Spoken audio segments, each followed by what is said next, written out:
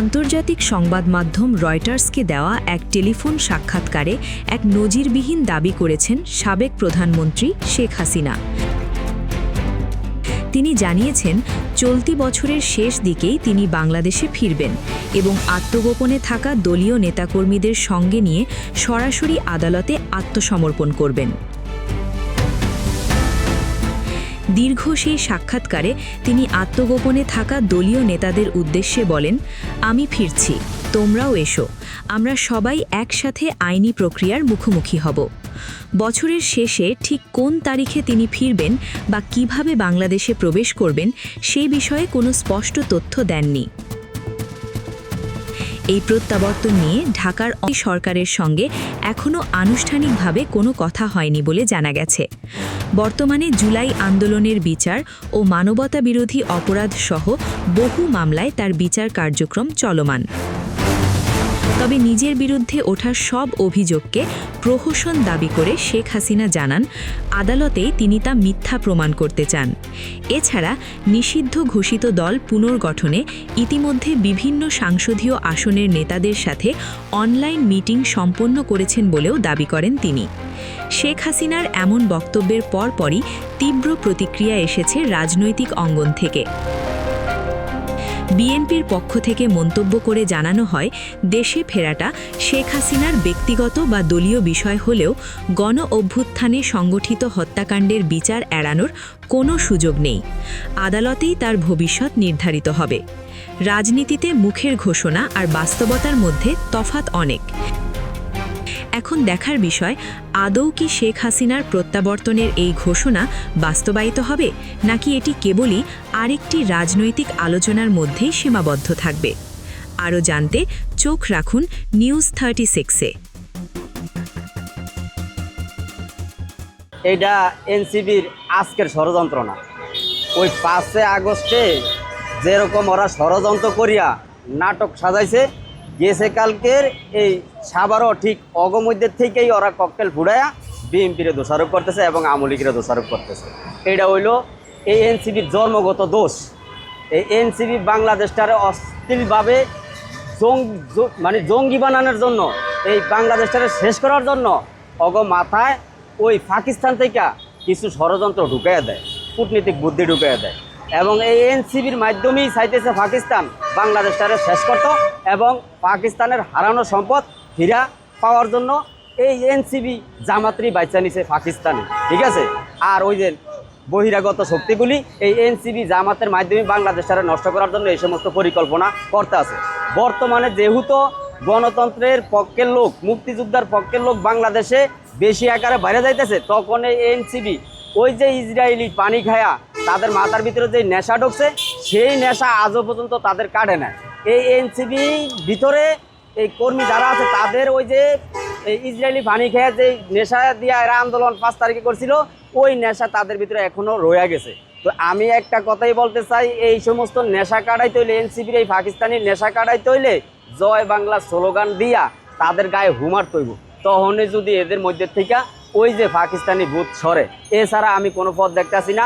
এবং এই বাংলাদেশে এই পাকিস্তান, এনসিবি, জামাত যতই ষড়যন্ত্র করুক বাংলাদেশ শেষ করার জন্য, বাঙালিরা যখন বাচ্চা আছে, মুক্তিযোদ্ধার নাতিরা যতক্ষণ পর্যন্ত বাংলাদেশে আছে, গণতন্ত্রের পক্ষের লোক যতক্ষণ পর্যন্ত বাংলাদেশে আছে, আওয়ামী লীগের ভোটার যতক্ষণ পর্যন্ত বাংলাদেশে আছে, এই এনসিবি, জামাত, পাকিস্তান মিল্লা বাংলাদেশের এক বিন্দু পরিমাণ ক্ষতি করতে পারবো না ইনশাআল্লাহ। এখন তো আপনারা দেখতেছেন এনসিবিরে যেখানে পায় সেইখানেই মারে এবং জুলাইয়ের কথা বললেই মানুষ আক্রমণ করে। কেন আক্রমণ করে? আক্রমণ এই জন্যই করে, এই জুলাই নাম দিয়া এই বাংলাদেশের ধ্বংস করিয়া দিছে এই জুলাই যোদ্ধারা, যার কারণে আজকে বাংলাদেশের জনগণ ওদের উপরে ক্ষিপ্ত হয়ে গেছে গিয়া। সামনের দিকে এই এনসিবি, জুলাই এদের নাম শুনানোর সাথে সাথে যদি কোথাও তারা 2-3 জন থাকে, অন্তত পক্ষে 100 পাবলিক তাদেরকে মারবে।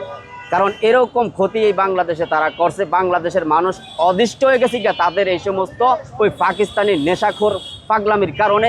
বাংলাদেশের আজকে যেইভাবে নষ্ট করছে, বাংলাদেশের তারে যেইভাবে আপনার নিচ থেকে উপরে নিয়ে গেছিল জননেত্রী শেখ হাসিনা, সেই সাজানো দেশটারে এই এনসিবি, জামাত আজকে ষড়যন্ত্র করিয়া এই বাংলাদেশটারে সারখার করে দিয়েছে। আজকে বাংলাদেশের মানুষ হতদরিদ্র হয়ে গেছে গিয়া, দারিদ্র মুদ্র, বাংলাদেশের দারিদ্র বানাইয়া দিছে এই এনসিপি জামাত মিল্লা।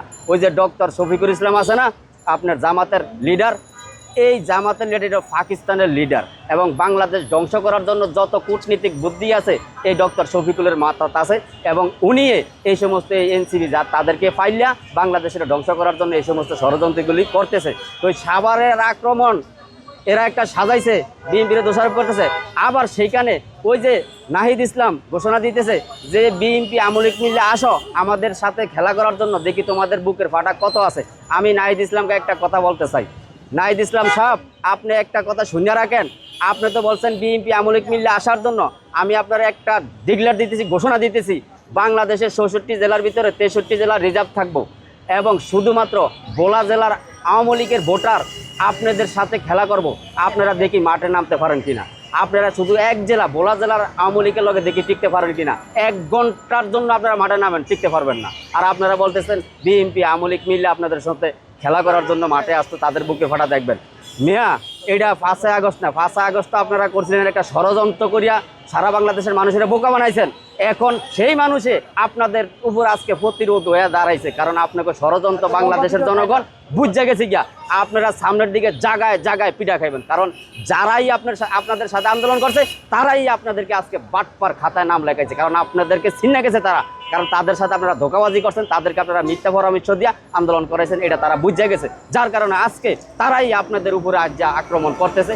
আক্রমণ বিএনপি করে না, আক্রমণ করে আপনাদের সহযোদ্ধা যারা তারাই, কারণ তাদের সাথে আপনারা বেইমানি করছেন, এই জন্য তারাই আপনার করে দেখতে পারে না, আপনার করে যেখানে পায় তারা সেইখানেই আপনার করে মারে, আপনাকে জুলাই যুদ্ধরাই আপনার করে মারে, কারণ আপনারা বেইমানি এত আকারে করছেন যে এই বেইমানির শেষ নাই। এই বেইমানির জন্যই আপনারা জায়গায় জায়গায় মারি খেতেছেন। আর আপনারা যে বলছেন ওই যে জুলাই মাসে আপনারা পথযাত্রার ঘোষণা দিয়েছেন সারা বাংলাদেশে, কিন্তু গোপালগঞ্জ সহকারে 6 জেলায় আপনারা যাবেন না। কেন যাবেন না? আপনারা ভয় পাইছেন, আপনারা ভয় পাইছেন। আপনারা গোপালগঞ্জ সহকারে 6 জেলায় যাবেন না, এই জন্যই যাবেন না কারণ আপনারা জানেন সেখানে যাইলে আপনারা ফেরত আসতে পারবেন না, আওয়ামী লীগের নেতা কর্মী ভোটাররা আপনার করে সেখানে ফিনিশ করে নেব, এই জন্য আপনারা ভয় পাইয়া ওই 6 জেলায় স্টক রাখছেন। আপনারা চিন্তা করে দেখেন আপনারা কত আকারে যে বাংলাদেশে মার খেবেন, আপনাদের বাংলাদেশে জায়গা হবে না ইনশাআল্লাহ। আপনারা বাংলাদেশের থেকে চলে যাবেন, তবে আপনাদের মাথায় ওই পাকিস্তানি ভূত ছড়ানোর জন্য একটা ওষুধ আছে, সেই ওষুধ বর্তমানে সাধারণ পাবলিক ব্যবহার করতেছে। সেই ওষুধটা হইল কি, আপনার জয় বাংলা স্লোগান দিয়ে ফানি ভরিয়ে এই ফানি যখন আপনাকে গায়ে ছিটা দিব তখনই আপনাদের মধ্যে থেকে ওই পাকিস্তানি ভূত ছড়ব, এছাড়া আর কোনো পথ দেখতেছি না ইনশাআল্লাহ। আপনারা বাংলাদেশের বিদায়।